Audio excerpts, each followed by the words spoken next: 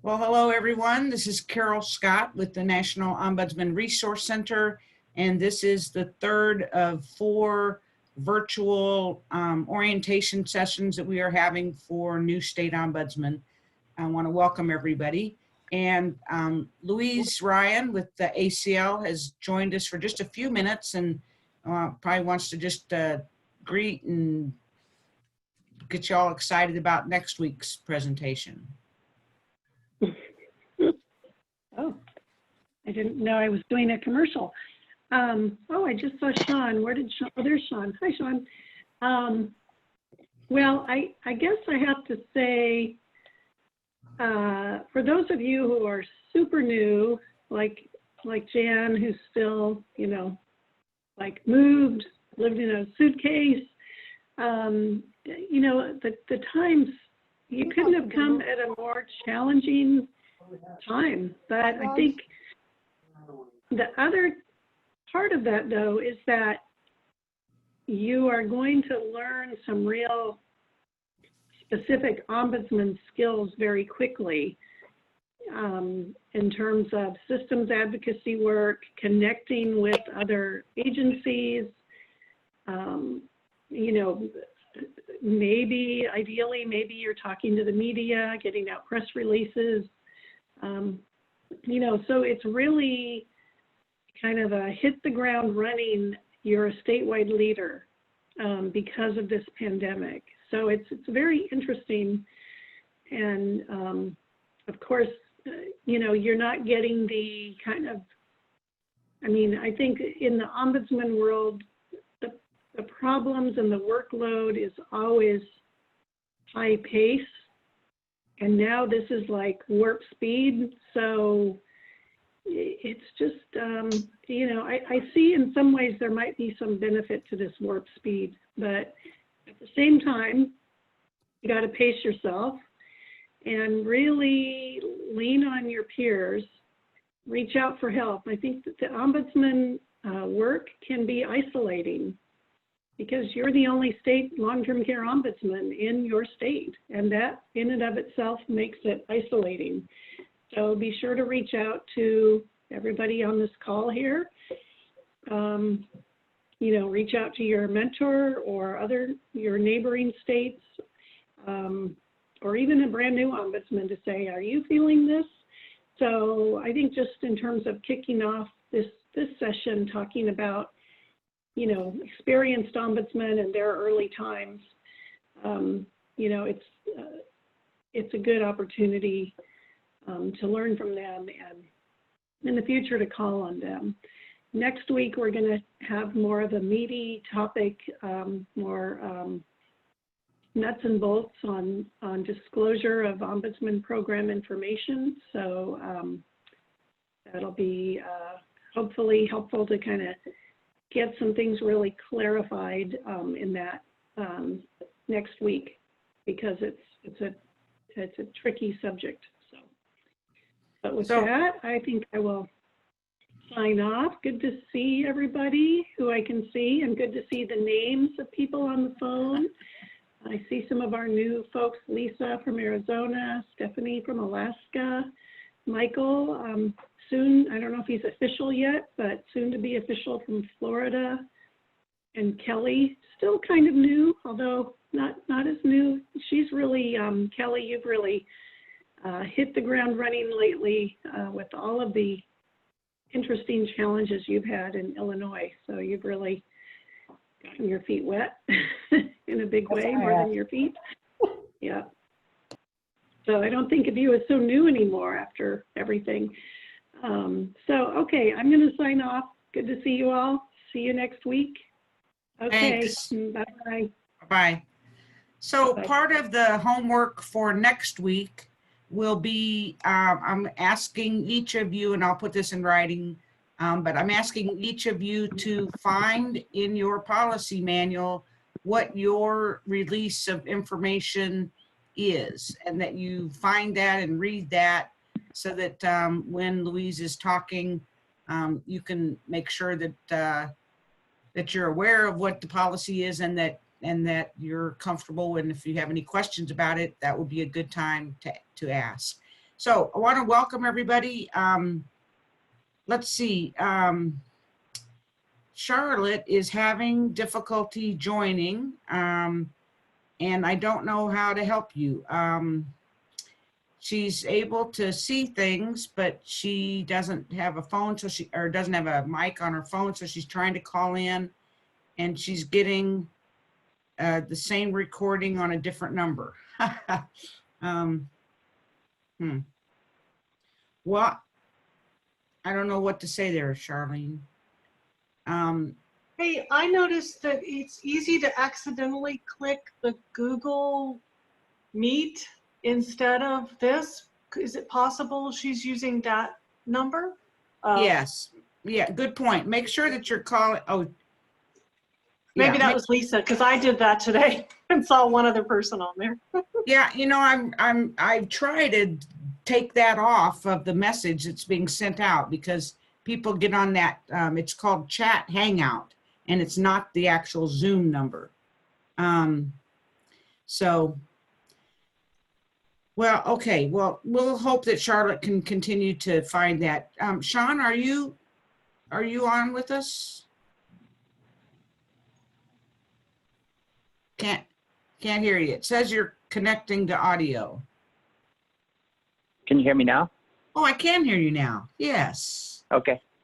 Okay. So Yeah, I'm here. We didn't really connect. Right. I did write out some things. I know that you had some questions about like developing relationships with program staff and volunteers, and just to give my thoughts about that. Those Yes. kind of those areas. Yeah. Why don't So, you? yeah. So I'm the state ombudsman from Vermont. I've been here for a little over 3 years, so I'm really not that experienced as an ombudsman. But I did have a mentor, and I guess. And thinking about the questions that Carol asked, she talked about developing, kind of maybe offer some tips about how to develop relationships with program staff and volunteers. And I guess the number one thing that, I guess that maybe has worked for me, or that I've tried to, or attempted to do, is to kind of like convey or show to, both volunteers and staff, that I care about them and I care about, what they're doing. And so, I mean, a big maybe aspect of showing that you care is, I guess I've made it part of I didn't do this initially, but, meeting with individual staff members on an individual basis to kind of, to do case reviews. So again, I just kind of, and also kind of like having an open door policy in the sense that making sure that ombudsmen know that I'm willing to listen to, any issue or concern that they may have, and they can come and bring that to me, at any time. And I do think that, so I wasn't an ombudsman before.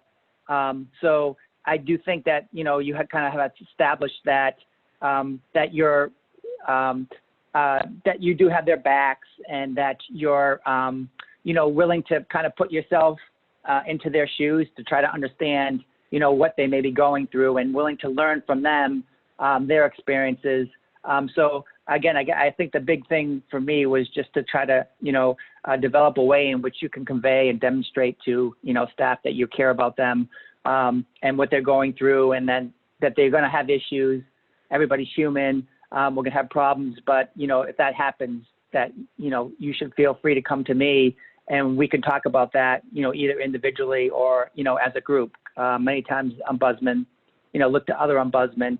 So I guess that's one thing that I thought about in the sense of developing relationships with staff. And the same thing with volunteers, in the sense that, again, volunteers are doing this on a volunteer basis. So I think a big thing is, to try to show appreciation, because, they're retired, and sometimes, ombudsman, it can be tough work in the sense of, there may not always be things that you can show for your work, or there's small things, and you may get frustrated, and it takes a long time maybe to make a small change. So I do think that both with staff and volunteers, you have to emphasize with that, and try to point out to them that what they're doing, is important, and that you really do care, and that you're willing to listen to, the things that they're dealing with to try to make them more effective or feel more effective about what they're doing. So I guess that would be my big takeaway as far as developing relationships with staff and volunteers. And agencies also too, I guess, in Vermont, the Ombudsman program is actually outside the state agency. We're part of Vermont Legal Aid. So we don't necessarily have those same like natural relationships maybe with, and actually Vermont Legal Aid is many times an adversarial to state agencies. So, so I guess in my particular role, working with, survey and certification, I guess a big thing would be try to demonstrate, that I know that what I'm talking about. So, and that I have something to offer to them that would maybe, either a different perspective or something that I can add to, what they're doing. So I guess as far as like, learning, demonstrating about that I know what I'm talking about, many times it is the rules and regulations. And when I started, it was 2016, so there was 2017, so that was right after the regulations, federal regulations changed. So again, I guess I kind of tried to, study up on those, and actually Consumer Voice was a good resource for me because at that time they were producing all kinds of documents and like helpful informational tips to kind of condense the rules, kind of demonstrating, what was the things that changed and allowed me to focus on things. So I guess one thing with building relationships with agencies, again, demonstrate that you know what you're talking about, and a way in which you could do that, especially early on, is to try to take advantage of other ombudsmen, state ombudsmen, and also what Consumer Voice and NORC have in terms of the materials that they put together. Because again, it can be overwhelming, but at least with those materials, it kind of condenses things and you can focus on certain aspects. You shouldn't try to learn everything all at once, but maybe, issue spots and maybe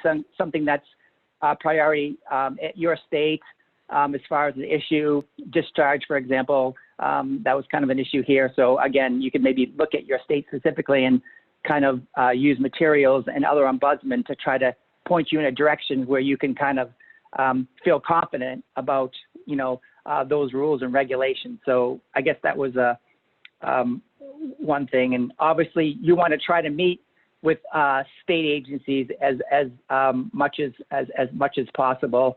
And so we kind of do that on a quarterly basis. And also, again, try to collaborate and provide information.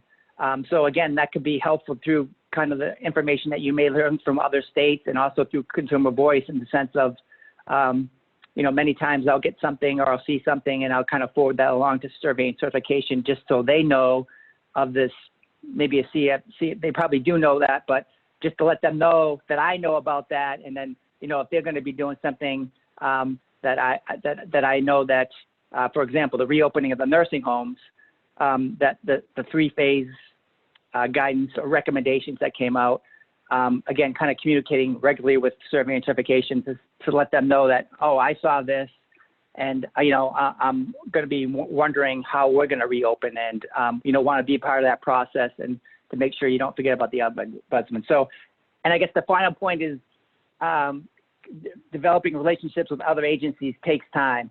So again, I guess just be patient. And just realize that these things aren't going to magically happen, and it, takes some time, and you might have some good moments and bad moments, but if you're consistent, and showing that you're, diligent about your job and all the things that you did in order to get into this position, you'll be fine. So that's agencies.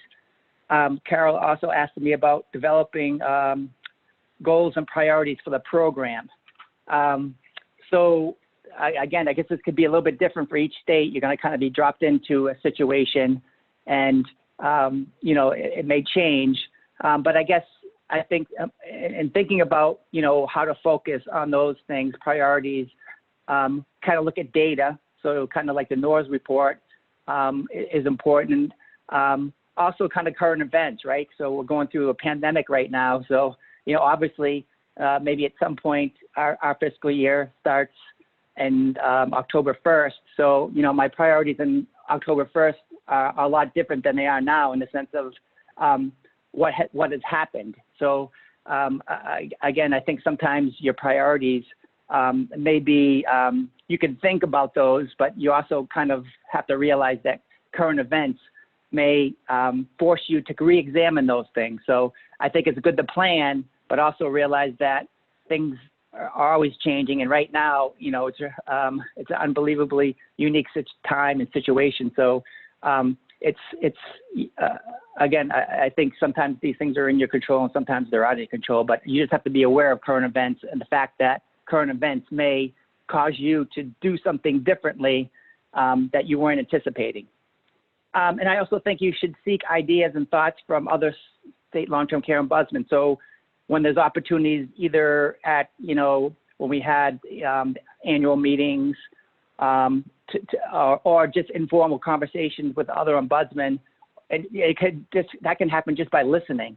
I spend a lot of time just listening to what other ombudsmen are experiencing in other states to get ideas. And sometimes, that thing makes me think about, well, these things are happening in other states, and so it could be something that happened here or not. But a lot of times I think just listening to other, ombudsmen, what they have to say, and the webinars that Consumer Voice put on, and Nickner and other things can give you some ideas about, what you may want to focus on. So again, especially early on, I think I would just spend a lot of time listening to what other, what's kind of happening, and thinking about, does that fit my program, or is that something that I want to prioritize for my program? And then I know I'm going fast. I talk way too fast. I try to slow down, but I never do. So 4 was kind of the role of the state ombudsman, like how to go about fulfilling your responsibilities. And I think the number one thing for me is just to be flexible, because I do think, again, the job, there's so many things that can come at you. So I think you do have to be flexible in the sense that if you do have a plan, either for a week or a day, that plan could be upset by things that are outside your control. So I guess before, I never really supervised other people. So, it was easier, for example, to focus on a specific task for one day. I could potentially have less interruptions. But as a state ombudsman, you could get a call from a media person, you could get a call from a state legislature or some constituent, whoever it may be. And so you never really know what to expect, and then you have issues with your own staff and those types of things. So I think you need to know what your responsibilities are, and try to do the best you can. Don't put too much pressure on yourself, because again, there's only so many things you can control, and I would just realize that you have limited power. So even though people always say you're a state ombudsman, you should be humble in the sense that, you're a state ombudsman. That doesn't mean that, all these things are going to happen magically because you're the state ombudsman. So again, I guess I would just have patience and be modest, and realize that a lot of times your job is trying to convince people to do certain things. And hopefully you can make them think that, actually they're doing something when, and all you really do is, well, I guess you don't have much power. You just try to convince people to do the right thing, or the thing that should be done. And then, hopefully they do. And if they don't, then you have, other options, make a complaint to survey and certification, but just kind of realize that it's the best you can, and then move forward. And I guess each state ombudsman, you didn't get magically dropped into your position. So you had a framework that has worked for you, and that's why you're in the position you are now. So I guess I also have confidence in myself, and not like second guess myself too much. Obviously, there's a lot everybody can learn, but you should just, don't become overwhelmed, and you should remain confident in your abilities. So then the fifth thing was mentor. Like, so I had a mentor, Carla Barkman, and I tell Stephanie all the time she's a way better mentor than I was. And I think that was because she was just great because she obviously conveyed that she cared, and she took her responsibility as a mentor very seriously. She was thoughtful. So if I had a question or concern, and I did reach out to her on a regular basis, we called each month, talked at least once a month. If something else came up and, I had a concern, I could always, reach out to her. So she was very responsive, and she was non-judgmental. So again, overall, I think ombudsmen are non-judgmental, whether they be state ombudsman or local ombudsman, because it's a difficult job and we're all doing to try the best we can. So I think those are kind of the things that made my relationship with my mentor, Carla from North Dakota, successful. So I guess in thinking about that, I guess I try to model myself after Carla. I haven't done a good job so far, but I'm a work in progress. And then the last thing was I think it was like resources. And again, I looked at Consumer Voice, kind of the example that I gave before. A lot of time Consumer Voice, for example, the regulation changed, federal regulations for nursing home changed in 2016, all kinds of changes. But I remember Consumer Voice took out, they kind of did a side-by-side and kind of showed the regulation and showed the change and what it meant. So again, I guess I would take advantage of those types of things that Consumer Voice puts out in order to kind of condense information and get a simpler explanation, and also provides a framework which you can maybe focus on certain things that may be important to your state or important overall. So again, I guess those are kind of the things the tools, especially for Consumer Voice, that I used a lot and still use on a regular basis to think about, changes and that are coming up. So example, the pandemic, all kinds of information from Consumer Voice that I use to kind of like as a framework for, setting my priorities, a framework for talking to the media, a framework for talking with, other ombudsmen or other people in long-term care. So I think that's important to do. And I guess that's all I had right there.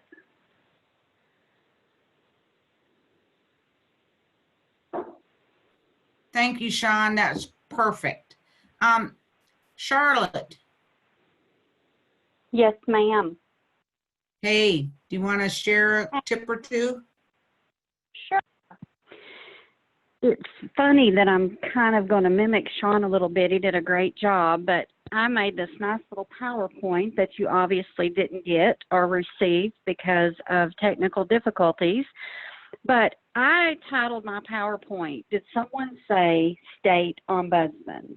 Because when you get this position, to me, it's very humbling to know that you have a position where you have oversight over so many residents, or have them under your,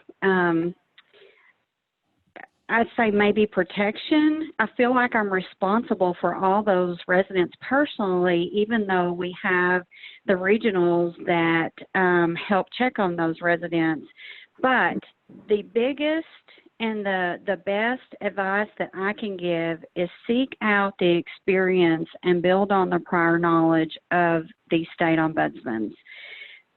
I have never worked for a place where we had so many resources, and the state ombudsmen are very knowledgeable, and they don't mind sharing that information with any other state ombudsman.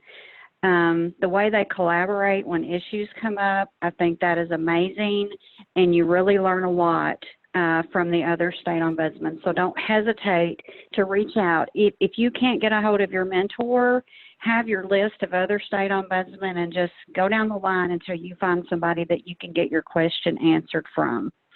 The other thing is in building your relationships, I'm under a state unit on aging.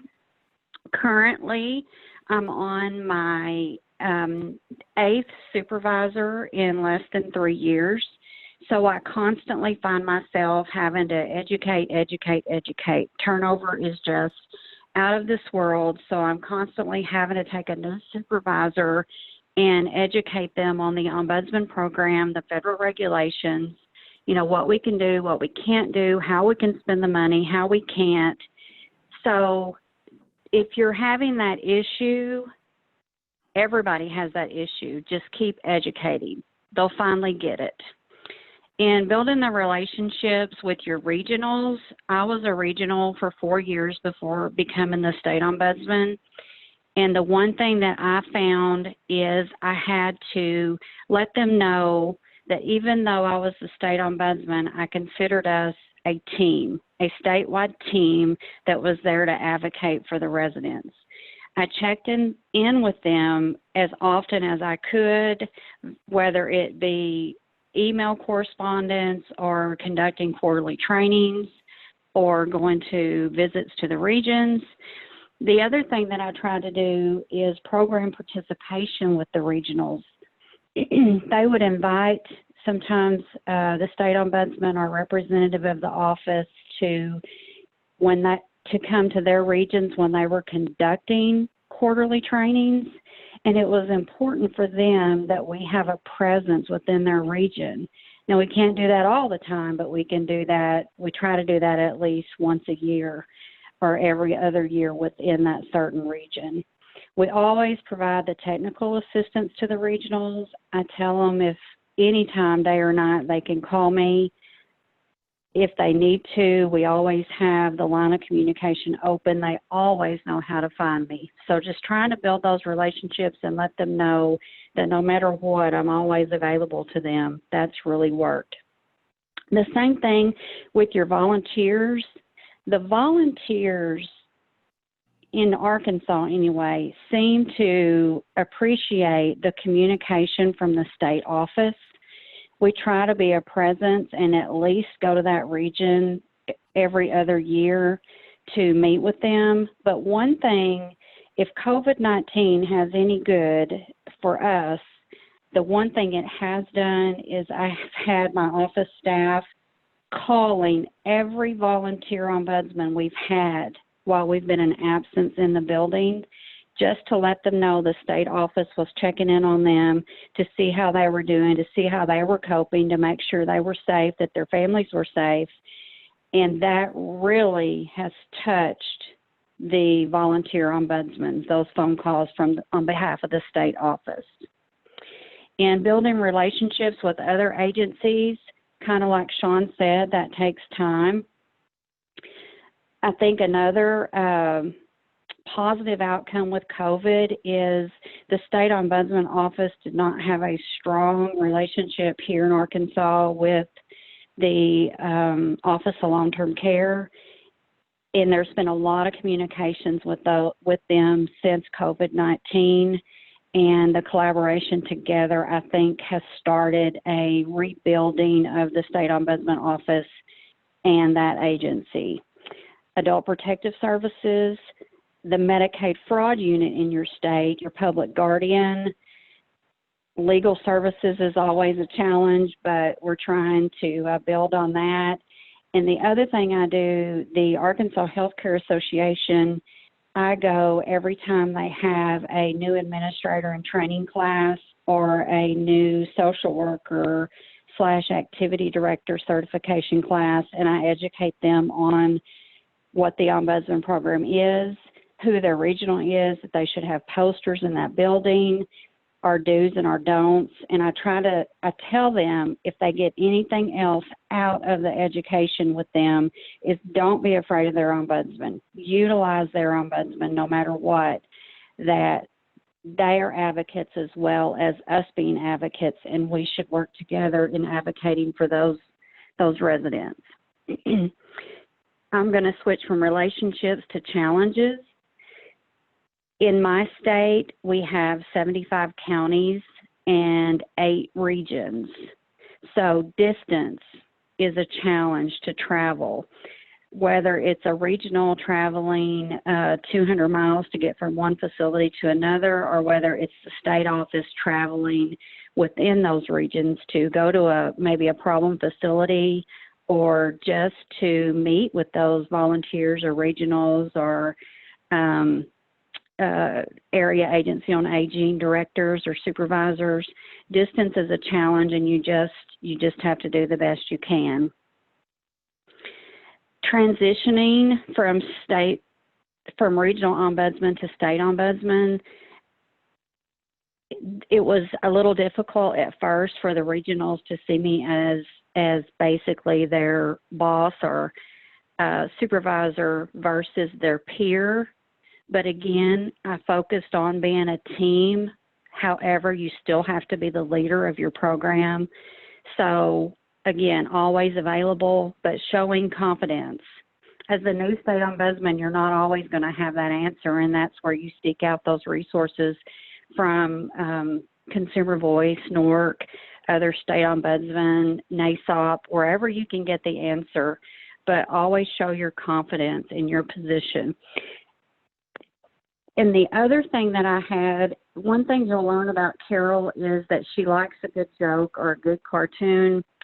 So the last thing I'll share with you is it's okay to have a meltdown, at least a temporary meltdown. It took me about, 6 months being the state ombudsman that I had a meltdown one day, and I called Carol, and she encouraged me. She lifted me up, and I think you could probably do that with any state ombudsman. If you're having a rough day and things are piling up on you, have that meltdown, and then pick up and start over the next day. That's it, Carol. Thank you, Charlotte. That was great. And Sean, thank you. I tell you what I want to do. These guys have, I think, probably given you guys lots of ideas and tips and stuff. I want to jump away just for a second, talk about the curriculum, and then we're going to end up the last 15 minutes.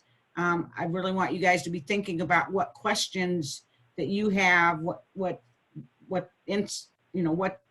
on your mind, and then I'd like the mentors who are on the call to try somehow orderly to respond to any of those questions. So now's the time to be jotting down a note on what kind of questions you have, what things would you want some advice on and everything. So I am going to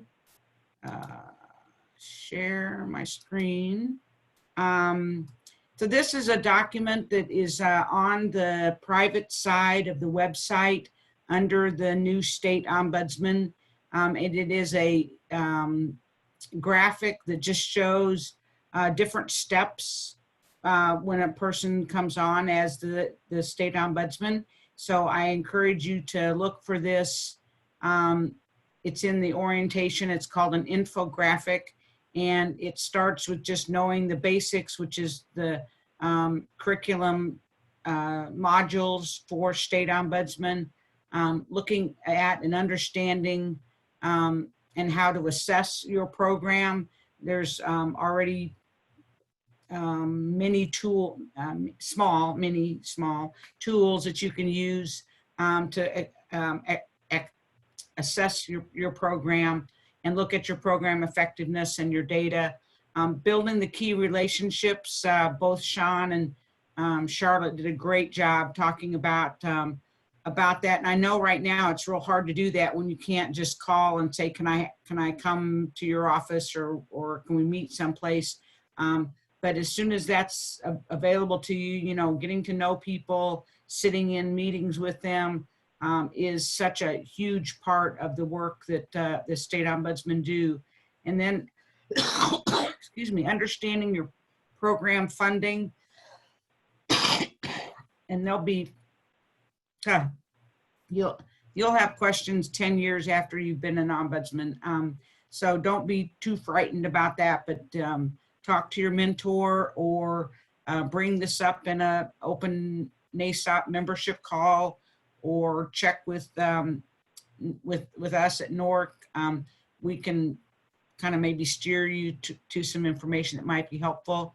And then there's the systems advocacy, which, as I think Sean was the one who mentioned it right now, that's kind of like really what we're all doing, is making sure that there's transparency, making sure that corporations are kind of doing their job, and that the state surveyors, even though they're not out doing their job, we can certainly be continuing to send them complaints and information. And then there's information again about some key resources and contacting NORC. So just there's that. And then real quickly, are you seeing the slideshow? Yes, okay. So is it too small? Is it big enough? It is kind of small, isn't it?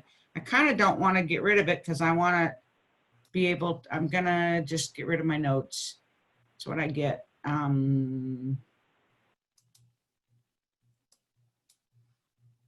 So one of the things that I think I just sent out to you in the reminder for today's call was the who, what, and where document that has ACL, Louise's contact information. It has Pearl Burnett with Advancing States, which is the State Unit on Aging Trade Association, has the NASOP information on there, the officers. It has the NALTCO, which is the local ombudsman information. And on the back or the second page is the Consumer Voice and NORC staff and our emails and our extension numbers. We give this out at every orientation. When I was a state ombudsman, I printed this out and I had it just I had it posted on the wall so that I would always know how to get in touch with people. I showed earlier while Sean was talking Appendix PP, which is the document that state surveyors use to figure out what deficiencies they're going to cite. So always know that there is a bunch of people who are your mentor, Consumer Voice, NORC, other state ombudsmen, former state ombudsmen that are out there that are ready to help you. Using the interpretive guidelines, if you've not spent much time looking at that document, I actually encourage you to. It is where the F tags are. It has the intent of the regulations, and you will be very sad as you're looking through it. And let me caution you, do not print this document. It is 756 pages. Patty, did you print it out? No, okay, just checking. So you don't want to print it unless you've got 2 reams of paper ready to go.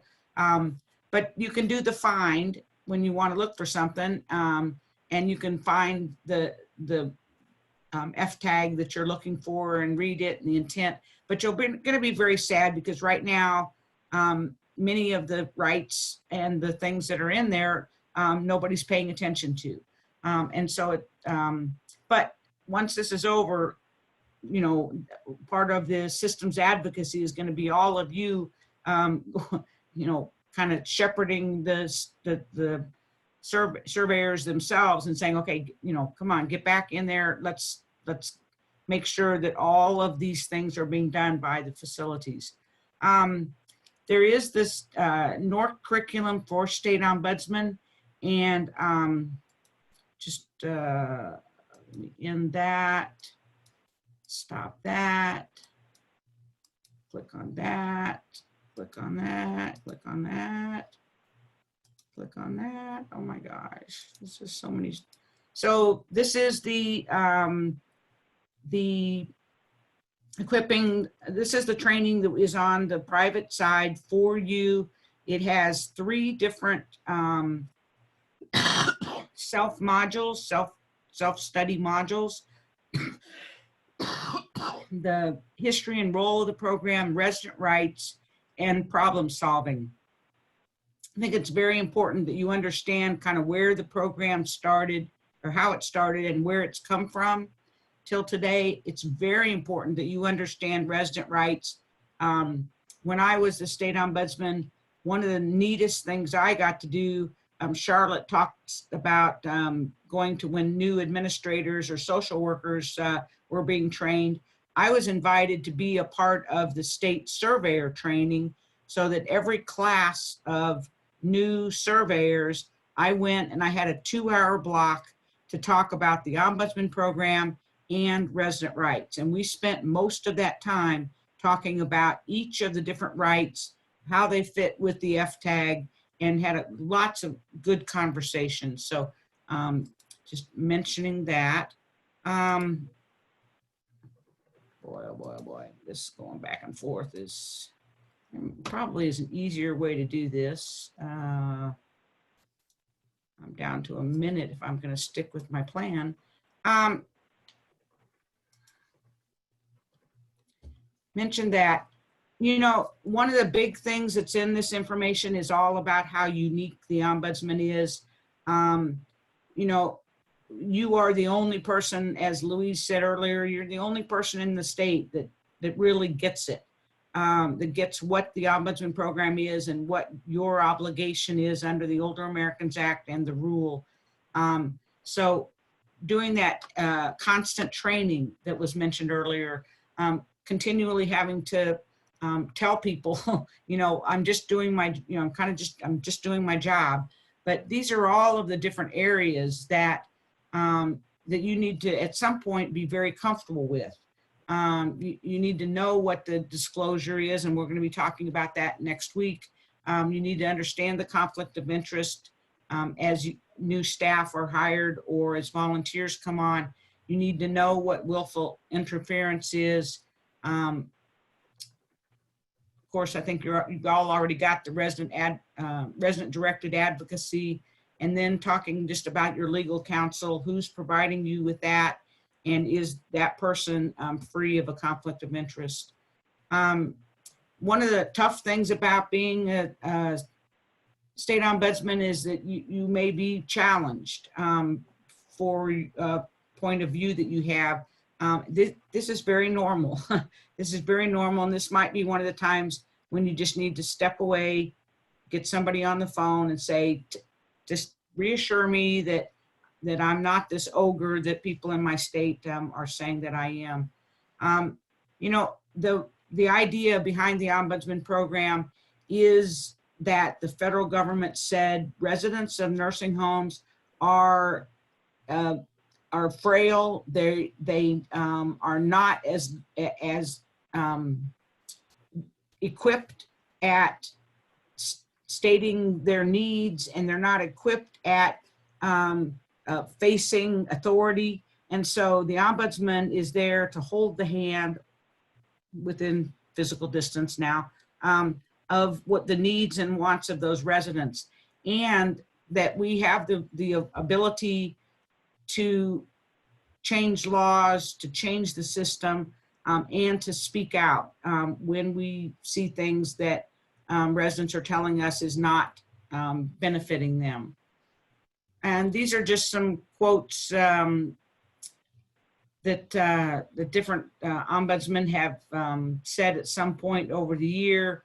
You know, the goal is to foster an environment in which residents, families, and staff can talk with each other and make life work well for those living and working in the facility. Advancing States, the primer. If you've not looked at the primer, I encourage you to do it. This is the link right here.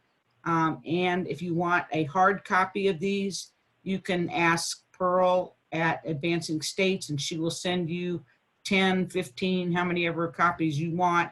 I know at one point, Bev Laubert in Ohio had already gotten some. She asked for 10 more because she had all these changes in a lot of different agencies that people, she thought, even though they weren't the state unit director, that they needed to know what this information was. So we've done that, So, okay, just a reminder, if you don't have the app loaded on your phone, please go to Apple or Google and type in LTC Ombudsman Resource Center, and you'll have that app. So at this point, and I apologize, I went over by 3 minutes, darn. Does anyone that's new have a question? I suppose even if mentors could have a question, because we never stop having questions. Does anyone have a question or an issue that they would like to get some feedback from people on?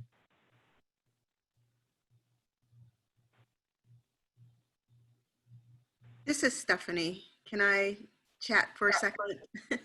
Go I for just it. want to make sure that Sean understands he is an amazing mentor. So thank you, Sean. I appreciate you being there. Woohoo! So I've been in this position now for going on month 6, right? And it's been amazing. I have an amazing team that I'm working with. However, my deputy ombudsman is retiring June 4th, right? I know Catherine Curry, some of you have met her when Teresa moved on to her new position. So, of course, as many states are struggling right now in terms of financial situations, I have to provide a justification for hiring for a deputy ombudsman position. Any of you have any thoughts on what I should be saying? I pulled together a justification that I think looks good, but I just really want to make sure that I have the key points that our state leadership is looking for. Hey, Stephanie, it's Patty in Texas. Hi, Patty. I know Catherine and she is great. Yeah, right? I think what And might she's be really heading- helpful is, By the way, Patty, she's heading to Texas. I think I knew that, yeah. Yeah. Lucky me. Uh-huh.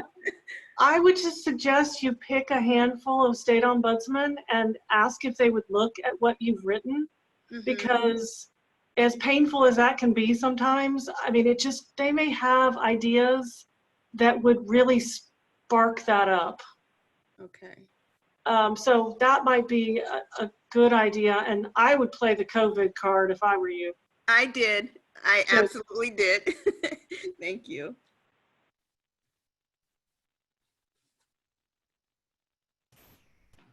Anybody else want to shout out a thought? Okay. Oh, Mark. Stephanie, it would be helpful. I can send you we have a program manager, which I think is probably the equivalent of your kind of like deputy assistant state ombudsman. Uh-huh. Take a look at that and see if anything lines up. Okay. Sounds good. Thank you, Mark.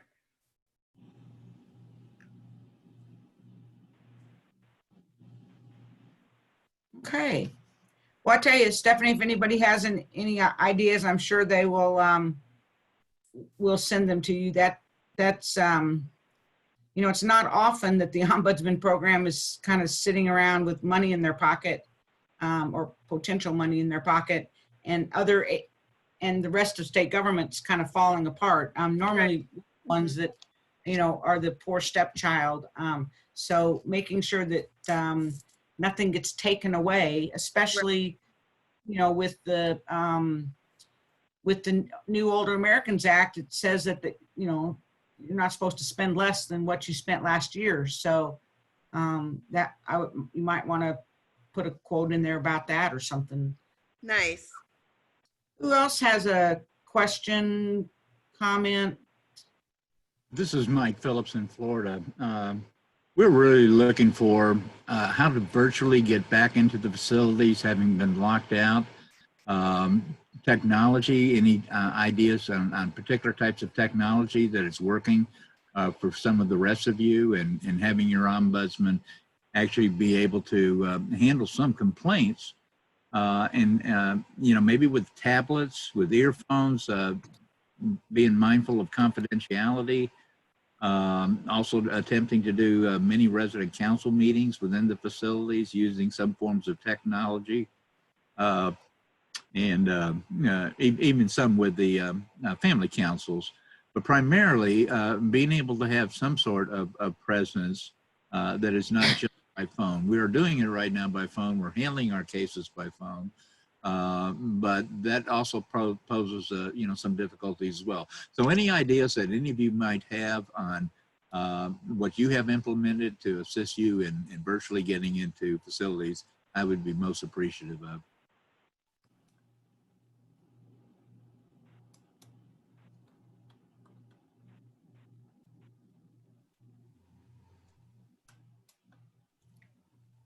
This is when people are to answer. This is Amanda. I would suggest that you contact your state assistive technology. I know that here in Idaho, they've been great for us to work with. All right, thank you, Amanda. So, Margaret, do you want to say what this is? That's not virtual, Carol. That is when there are no other good options. We had a little bit of a hot spot here in Lancaster County. 80 plus residents at a personal care home. All of the residents are individuals with intellectual disabilities, mental health issues, traumatic brain injury. So a challenging population in terms of some of the education that we've all been receiving and trying to reinforce and replicate, and not a whole lot of consistency there with this community. The administrator got sick about a week and a half ago, COVID, and so she was out. The backup administrator has an 80-some-year-old mother at home, so she didn't want to be on site. So there was not a lot of leadership, and this came on our radar screen actually relatively late on Thursday, and we coordinated and really made a tough decision that we needed to go in. And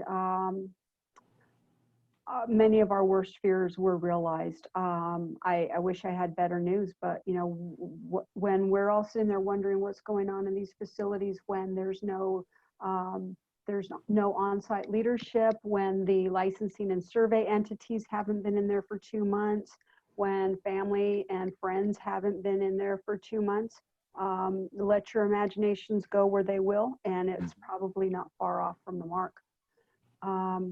We went out on Sunday, and we got the folks tested with the epidemiology nurses on there, and out of the 80 tests that were administered, 55 of them came up positive. Wow.